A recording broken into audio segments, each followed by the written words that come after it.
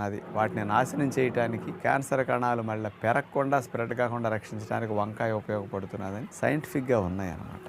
ఈ వంకాయలో ఉండే glyco alkaloids అనే కెమికల్స్ స్పెషల్గా ఏం చేస్తాయంటే క్యాన్సర్ కణాలు, అంటే రకరకాల అవయవాల క్యాన్సర్ కణాలు కొంచెం డిఫరెంట్గా ఉంటాయి కదమ్మా. బాడీలో ఏ రకమైన క్యాన్సర్ కణం ఉన్నప్పటికీ ఆ క్యాన్సర్ కణానికి బ్లడ్ సప్లై కట్ చేస్తుంది అనమాట. రక్తనాళాల మార్పులు తీసుకొచ్చి పోషకాలు వెళ్ళకుండా చేసేస్తుంది. దానివల్ల ఏమవుతుంది, క్యాన్సర్ కణకి న్యూట్రిషన్ అందక క్యాన్సర్ కణం చచ్చిపోతుంది. ఇక స్ప్రెడ్ అవడానికి ఛాన్స్ లేకుండా చేయడానికి ఈ గ్లైకో ఆల్కలాయిడ్స్ అని మెయిన్ ఉపయోగపడుతున్నాయి అంటున్నారు. అలాగే మరొక కెమికల్ సోలసోడైన్ అనే గ్లైకోసైడ్ వంకాయలో స్పెషల్గా ఉంటుందన్నమాట.